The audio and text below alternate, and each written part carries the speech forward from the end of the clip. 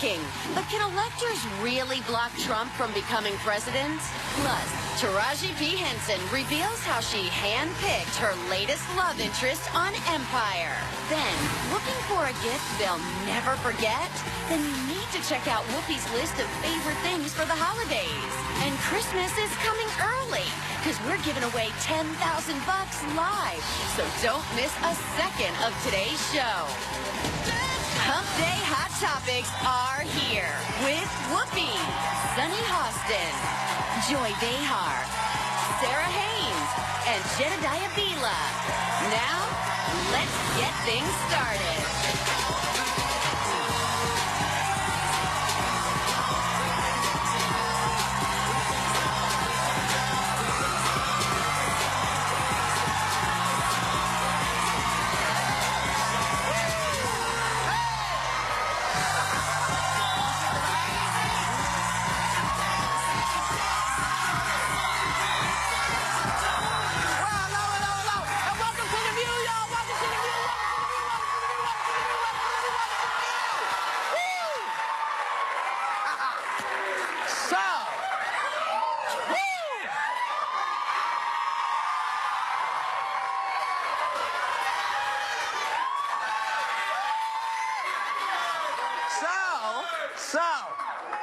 Anti-Trump protesters are still hoping for one last chance to stop him from becoming president. This Monday, the Electoral College cast their 37 votes. No, it's more than 37, isn't it? Well, they need 37. They need 37 to block him. So, really, the question is, is there a chance of this? You know, this morning I had a little meltdown in the meeting. A little one, didn't it? Whoopi was fanning you. No, I had a meltdown today. And I'll tell you why. Because when we first started, when he first was elected, I was angry. And a lot of people who were crying. And I said to them, don't get sad, get mad. So I was in touch with my rage. Today, I read, you know, I read the New York Times, I read other things, and I realize that the Democrats are not going to do what they have to do to stop him. That the Democrats are rolling over. Unless they're changing it right now, we have a chance to stop Trump with the Electoral College. They're about to vote. And according to the Constitution and Alexander Hamilton, these are the reasons they can vote against him. Right. This is the Constitution. Foreign involvement in the election, number one. Check. We all know that the Russians hacked into the whole thing. Right. His business ties have already introduced unparalleled and unconstitutional conflicts of interest. He's not given up. Has he given up his golf course in Scotland? I don't think so. Is he given up his Trump hotel in Istanbul? I don't think so. He has postponed his, the press conference he was supposed to have to announce what. All of a sudden, we're not going to hear about it until after the inauguration? Probably. And the third thing, of course, is that... check. What? Check. Check. The third thing, of course, is that Hamilton wanted to prevent voters from the influence of outside actors, bullies, demagogues, and populism, which is what got him in, as Hamilton put it, an unqualified candidate who won over the masses with his talents for low intrigue and the little arts of popularity. Read that, you know, celebrity. Check.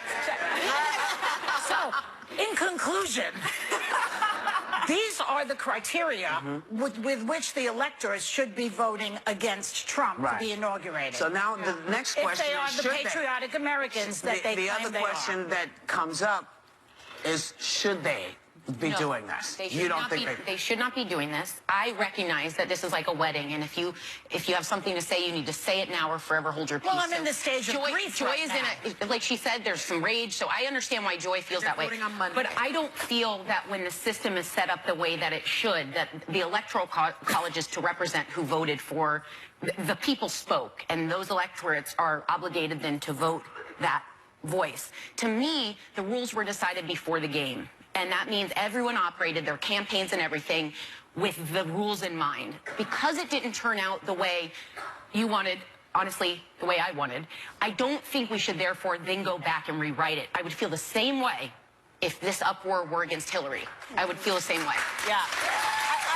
I hear what what you're saying, and I know you have genuine concerns, and many people have genuine concerns about him. With respect to his businesses, I don't like a lot of the potential involvement, but there's nothing illegal going on there. There's nothing you can say he did something illegal. With respect to the Russians, we know that the Russians were involved, but they can't prove how they were involved. They can't prove that the Russians tipped the election for Donald Trump. There's no way for them to prove that right now. And in fact, you have a lot of intelligence agencies coming forward. No, but you can't. Hamilton didn't say anything about Jed Hamilton didn't say that. collusion. They just said foreign involvement. No. Yeah. Okay, but you have several agencies that have come out, like the FBI, saying we don't know if there was foreign involvement. Well, but the FBI, but do remember that the FBI also has a bit of a taint on it. Right. It's not. Yeah. Director of National Intelligence. You don't have a solid. This is what happened. This is how Russia was involved. This is. You don't know how much was because of Russia or how much was because the center of the country felt that that Hillary campaign did not reach out to them. Bottom line is, people have spoken, and if you overturn this, you're overturning those people's votes. It's been done twice. It's been done twice in history. Barr and Jackson. But the precedent that it sets is that, let's say Hillary Clinton had been under FBI investigation and won this election fair and square by the Electoral College, and you had people coming out and saying, there's never been a presidential candidate who's won who's under FBI investigation. These electors should flip. I would be saying, no. You're saying the people have. I have been saying from the very beginning that when the people have spoken, that you certainly have to listen to the people. And I don't think in this sense, when you look at the Electoral College, the people have spoken. Because Trump has lost the popular vote by almost 3 million votes. But that's not the Electoral College. One second. And when you look at the roots of the Electoral College, the roots of the Electoral College are rooted in slavery. And the reason that the Electoral College even exists is because the North would have outnumbered the South, because the South refused to acknowledge that their slaves were people. I disagree. And their slaves could not. No, well, those are the facts. No, Those are the facts. That's why it was done. People defending the Electoral College are defending it because they don't want states that are heavily populated like New York and California determining the fate of that election and causing candidates to say, you know what, we can ignore all these states in the middle. It should be one person, one vote. But this is and the people have spoken. But what I would say to that, Sonny, is I would say there are definitely good arguments for that. I agree with you, but what needs to happen is going forward. The idea that we'd apply it to this election when it was decided before. I know the Constitution provides an out. We have an out. Constitution provides an out. But there's a hope. There's a glimmer of hope on the Constitution. Constitutional.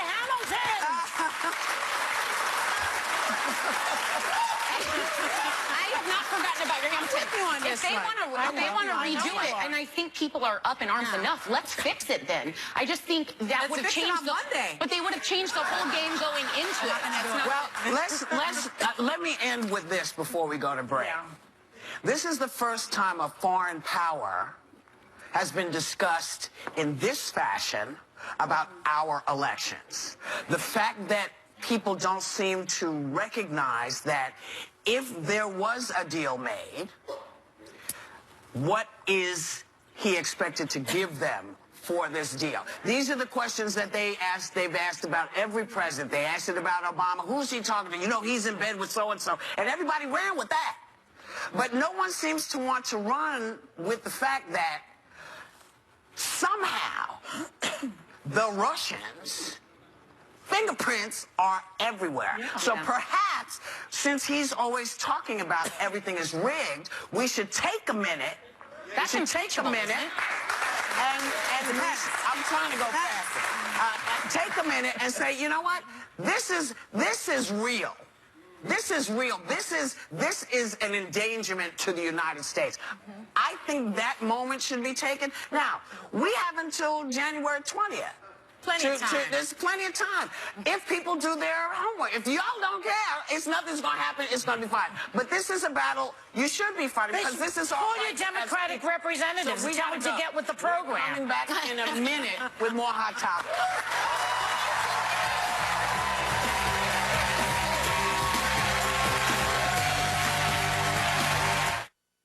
So we're lighting up. Holiday Hot Topics on The View. The nose says it all. Because we know what's on your wish list. Oh, yeah. Joy to The View on ABC. Still ahead, Empire's Taraji P. Henson shows how her fans are dressing their pets like Cookie. Then get ready to rewrite your list, because Whoopi's unwrapping all of her favorite things for the holidays. And we're giving away $10,000 live, so don't you move.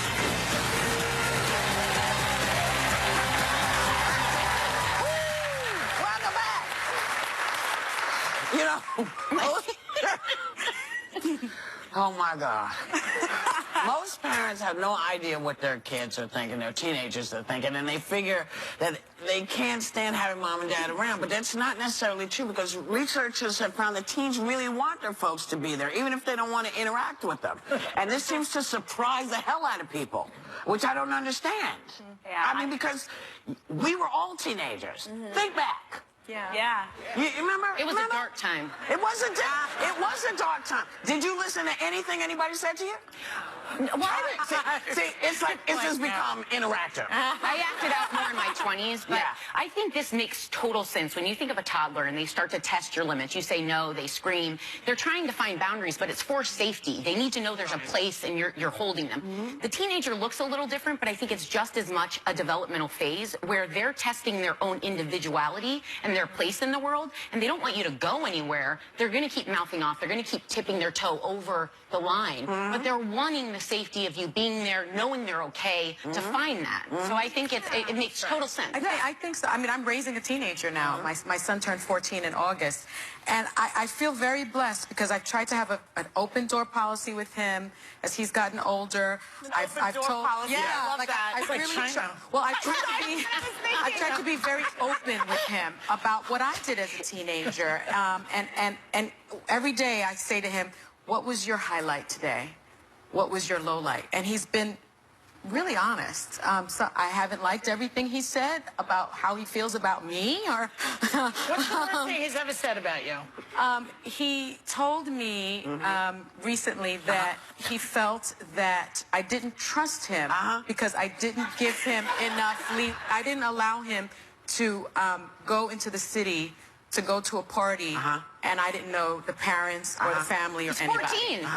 And I didn't allow him to do that. I think that's a common. And he felt that it was a common thing that tragic kids that hurt me because I trust him. I didn't trust the other people. Oh God! If I Forget about my kids. had this But for years.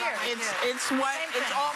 But again, these are the same bitches we've had with our parents. Yes, exactly. Somebody said it too. Maybe we were talking, and I said to you, you know, think back when I was a teenager. Everybody's skirt was right here. Okay. Oh, yeah. Right here. You could feel it breathe. Okay. That was in the Catholic schools. Yes. We used to roll them Roll it up. up. That's right. I used to roll the skirt up. Your mother or dad would have said to you, "What the hell are you doing?"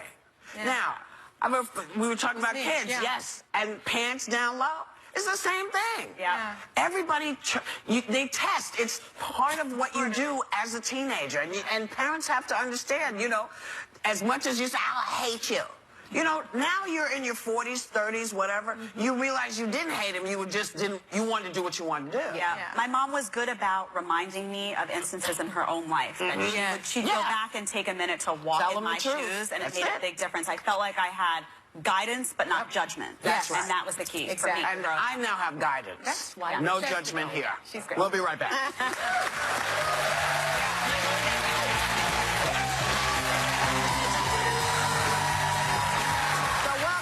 You know, women posted the worst marriage advice they were ever given on brides.com. Did you know there was a brides.com? I did. I did not know that. There's a .com for everything, I guess. It's true. Booty.com. I'm sorry. And I guess this is the kind of advice they got. Train your husband like you would a puppy. Or just agree with everything he says. Have you? Well, I didn't make it up. That's what it said. I mean, have you heard these kind of pearls of wisdom from The worst advice I ever got was get married. The one thing I got that actually it sounds great on the surface, it was don't go to bed angry, but I think that suits certain people, because one thing is that if you keep pushing me when I'm not having a sense of reason and I'm already angry, the conversation is getting less and less productive as we go. So by letting me sleep and waking up well rested, as long as you don't talk to me before I eat, we could have a really productive conversation. So I think that that part that applies to some people, not myself. But then one of our fans, Brown Eyes, that's her Twitter handle, wrote in, she was told never get marriage counseling because it doesn't work, and they were wrong. I also agree. I think therapy works for everyone. Like, I don't believe marriage counseling. I said this before. I don't believe in it. You were divorced. No, I know I'm divorced, but I don't believe in it anyway. Why do you think it happened? They went to a marriage counselor. Exactly. Because you say things in there you can't take back. No, you're right. You're right. It feels like a safe space. He's not a generous lover. You think he wants to hear that? Exactly. You could say that at and home. he doesn't want another person to hear it. Exactly. Now people know. Now we've got to get a divorce. My grandmother, when I was getting married, she said, if you're ever having trouble in your marriage, just remember, baby, it's cold outside. And I was like, what kind of advice is that? You just stick with the grenade you know. I didn't even understand, but it turns out... I still don't understand. I don't know what that means. Well, there's that song that says... No, I know the song. So what she was trying to say was, keep the spice in your marriage. If there are problems, like, remember to be intimate with your partner. Oh, is that what I thought that meant you might get kicked out on the street. It was like, keep it sexy. And I thought you worked for the weather department. I know, it was the weirdest. And she sang it to me, and I was like, that was really weird. But it was good advice. Oh, no, that's great. You know, we're laughing, and we're laughing. You know who would have this kind of laugh also about, like a crazy subject like this? Was Alan Peck. Oh, poor guy. And he was he was just a great guy, Dr. but one of the Seaver. great television guys. And he passed yesterday at 69, you know, and he was also, I don't know if a lot of people know this, but he was responsible for a lot of beloved TV theme songs, like Different Strokes, Facts of Life. What you talking about? And he was just a hell of a guy, man. Everybody says he was so much fun, and he was. And he was funny. Yeah. He was funny, and he knew, damn. Well, you know, this is the cycle, right? And so, safe travels, my friend. We'll be right back.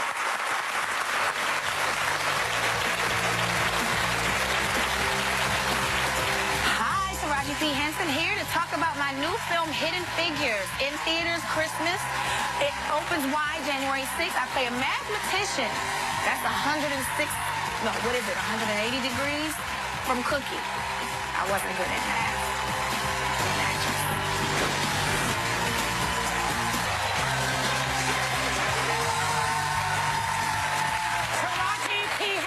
Snagged a Golden Globe as Cookie on Empire. Now she's getting more award show buzz playing a genius who helped America win the space race in the segregated 1960s. Please welcome Taraji P. Henson.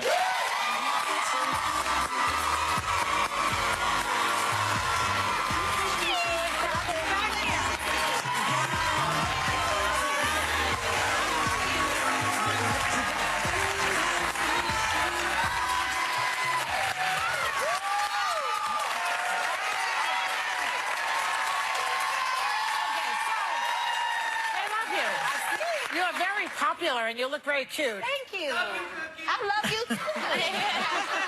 So I want to start by asking you about the most adorable holiday photo of you as a little girl on Santa's lap. Look at that. Is that cute? Isn't that great? Tell us about it. What's the outcry about having a black Santa? I've been doing it for years. Yeah. Always sat on a black Santa's lap. Where y'all been? There was a whole controversy about it. The Mall of America, they had a black Santa, and all the racists came out of their holes and started criticizing it. Come on. What is the problem with the black Santa? We can't share Santas? I know. Santa delivers around the world. Around the world. Like, come on. Now, I saw Hidden Figures, and I just have to say, bravo for everyone that had anything to do with that project. every little girl should see this. It is one of the most empowering stories. Just to get the details, it's based on the true story of the black female mathematicians working at NASA, but you were still dealing, the characters were still dealing with racial tensions at the time. Can you tell me a little bit about what your reaction was when you saw the script?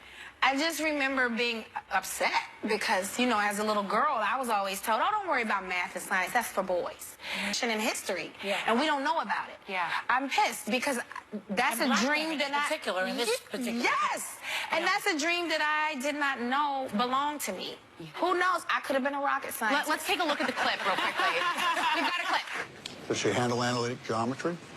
Now, I have to say, this is a true story where not only a woman, but a black woman was checking all the men's work. Men saw being human computers as secretarial work, so they didn't want those jobs. So Eisenhower implemented a program at NASA, and they hired all of these women. Well, of course, it's segregation, and you have the black wing and you have the white wing. But these women, and particularly Catherine, you know, she graduated high school at 14. She graduated college at 18. Is that your character? That's Catherine Johnson, who's still alive, by the way. She's 98. She thought she was just going to have a career being a professor or a teacher.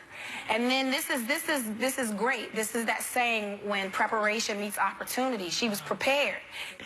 She did run the numbers herself, and her projection beat the computer by a couple of feet. So she was even more accurate than the computer. Wow, that's some story. This is the kind of history that needs to be taught in school. Yeah, I mean, if little girls knew that they could be, you know, do math and science, maybe they wouldn't be on Instagram twerking. All right, let's talk about it. Let's talk also about Empire, which is a huge hit. And it is? Cookies. What's that show? Who? Con. Has she? And, yeah, because, I mean, what did they do with the pets? There was something with pets. Oh, God. They were Tell dressing the pets up for Halloween as Cookie. Poor dog is on there. There it is, look. Is that funny? The dog is like, really? Maybe the dog needed some swagger. I love it. Now that dog looks miserable. He's like, I already have my own fur. Well, now that you're a big star, what's the best perk that you find in? I can go to any restaurant and I don't have to be on the waiting list, or I can just walk in and be like, really? You don't want me here? Okay, let's go. No, no, no, no. The manager's like, come back. That's so cute. I want to talk about your love interest on the show. Who is that? Who is the fine Changes. And I heard that you handpicked him for the role. I can't imagine why. I mean, why did you pick him? I know he has horrible breath, and he's ugly that all day. Now, if you could handpick someone to date in real life, who would that be? Oh, God. Myself. No. That's a great when I say you have to be who you want to date, so me. Just a man in buff. Yeah. And darker and taller. Now, you have, we've got to talk about your memoir, which just came out, and I think you have the Around the Way Girl. You're honest about growing up in Washington, D.C., during the crack epidemic as a single mom, and you left an abusive relationship. A lot of this is so personal. Why did you come out with that now? I decided to tell my story because once social media became really big, people started reading my interviews, and they're like, you moved to California with $700 and your son, how did you do it? You got pregnant in college and you graduated. So it felt like people needed to hear my story.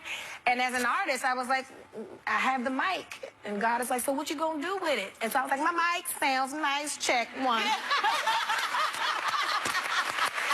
All right, let's sell the book. You also do some Hollywood dish. There's a little Hollywood dish in this book, too. A little bit. It's not messy. It's just my story, you know. People. Like, well, tell us about how you were in the movie Benjamin Button. Yeah, and I don't want people to get upset. It's not that I expected to be paid as much as Brad Pitt or Kate Blanchett. I understand. I'm new to the game. Yeah. But what we were asking for didn't seem like an astronomical amount. You know what I mean? It was fair for me where I was that time in my career. And they didn't come back with that.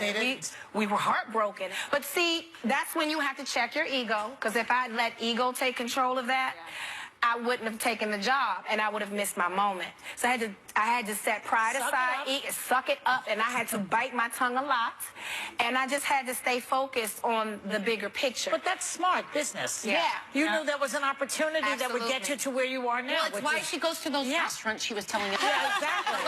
Exactly. I mean, and the other thing about you I noticed is that you're very outspoken. I love that about you. Oh, but you do. I know.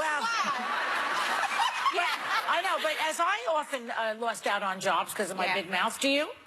I don't think so. I haven't felt that I've lost anything. I mean, if they say you're edgy. They say you're edgy. Well, they do say I'm edgy. What does that mean? I don't know. I'm an around the way girl. I don't know. But you can call me anything in the world. But what I am is a classically trained actress. So you can't judge me because I'm comfortable being me in my skin. I'm not going to change who I am. That's right. Unless it comes in the script. Yeah. Okay. And you'll get whatever you want then. You are on the right track, girl. So thanks for coming by again. We love having you here. You're a lot of fun. Thanks to Taraji P. Henson. Hidden Figures opens in select cities on Christmas Day and opens nationally on January 6th. And everyone in the audience going home with a copy of Taraji's book.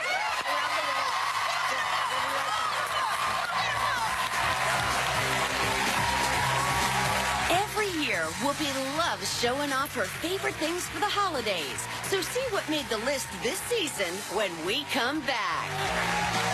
Hey, Hot Topic. Yeah.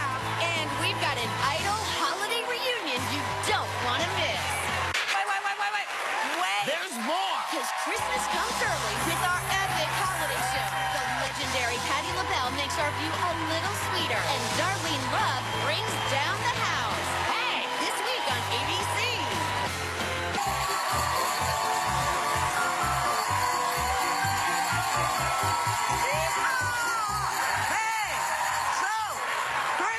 Christmas is coming up fast, so if you're still having a tough time with somebody on your gift list, check out some of my favorite things for the holidays. But before we start talking about what we're getting, let's talk about what we can give. There is no better gift than giving back.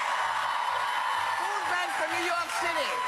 MatchTheMeals.org, FeedingAmerica.org. Be inspired to find a food bank near you. Food Bank New York has provided over 1 billion meals. This week they have a million meal match going on, so check out their website. Every day, 1.4 million New Yorkers, including 1 in 5 children, struggle with hunger. So today I want to thank our studio audience and our staff because each one of them brought a can of food to help feed those in need. They're not the only ones. Some other people were being generous. Come on out.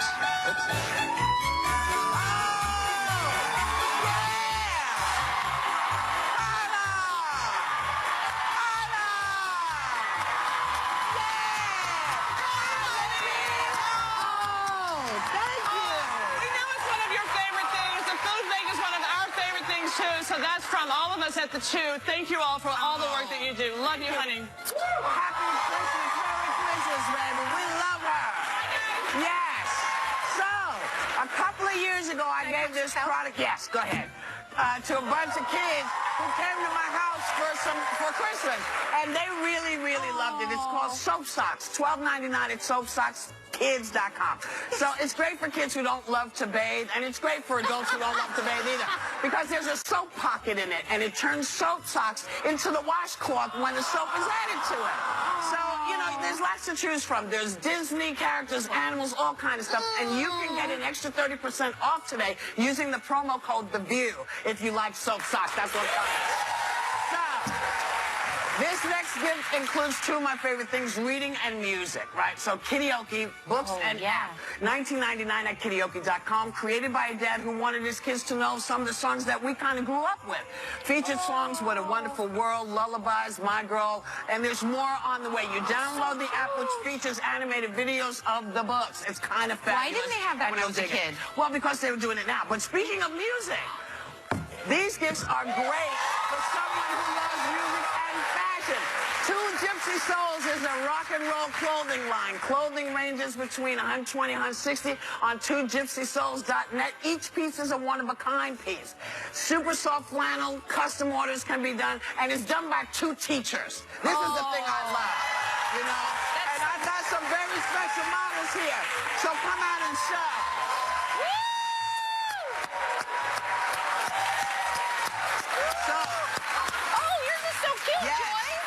Yes. And the two people, Jay, move over. And the two people who did this, the owners of Two Gypsy Souls, are in our audience, ladies. Wave. Thank you. So, this is great if you want to personalize something. Q Squares, New York melamine tableware. 6,000 up at qsquare.com.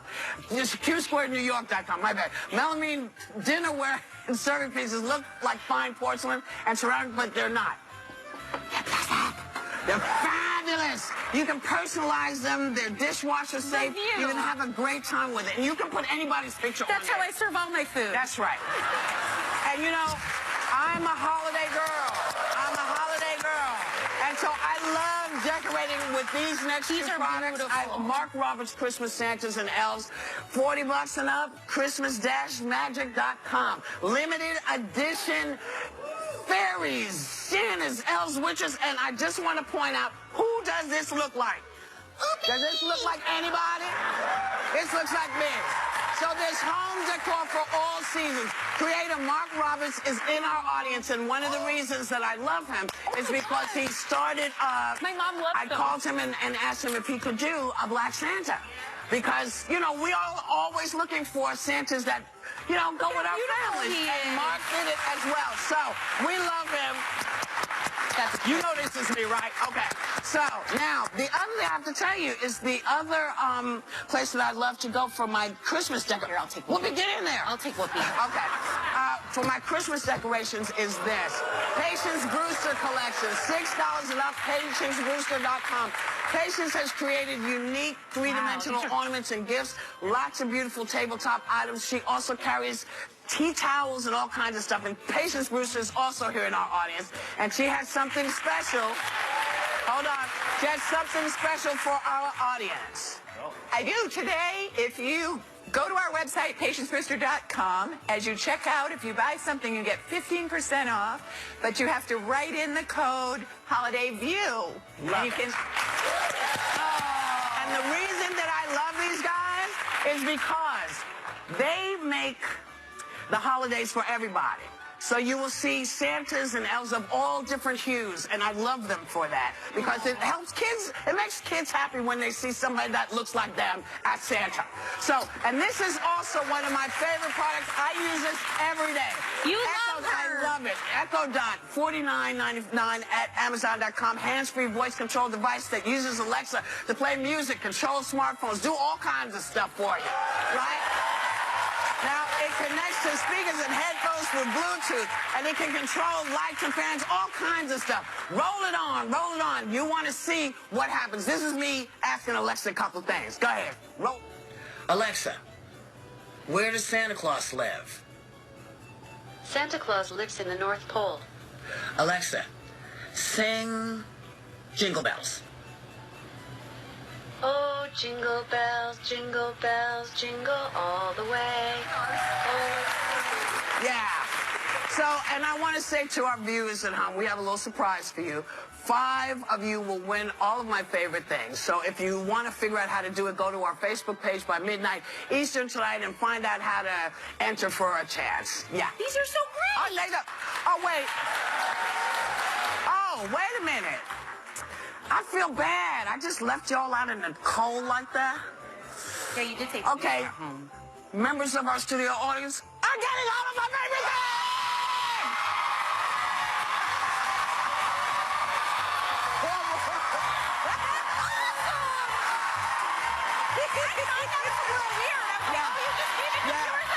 For more information on any of these products, check out the website and we'll be right back.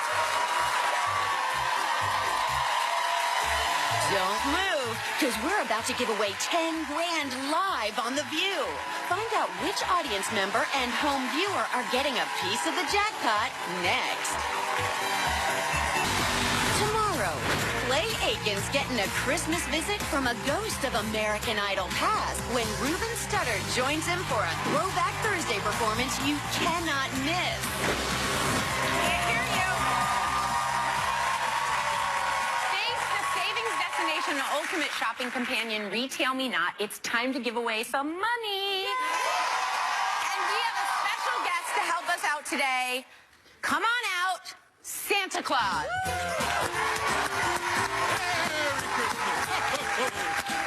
Are you going in the booth? I'm going in. Get in there.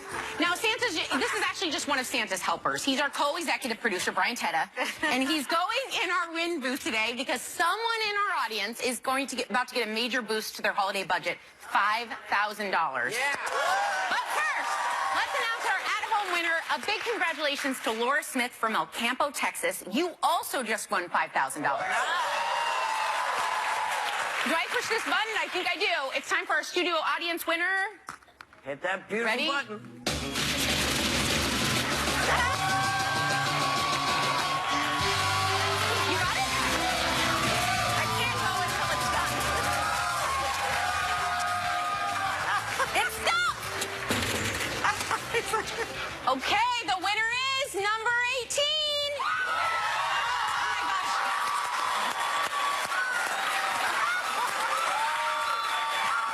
What is your name and where are you from? What's your name and where are you from? New York. And what's your name? Patricia. New York. Patricia. Yeah. Oh my God. It wasn't a trick question. So you won, Patricia. You happy? Thank you so much. Oh my God, I'm so I won by seeing you guys. You can always give it to someone else. No, I'm just kidding. I'm just kidding. So, Brian, Yes, Whoopi? Are you a bad Santa or a good Santa? read that really fast. Have a great day, and everyone, and take a little time to enjoy the view.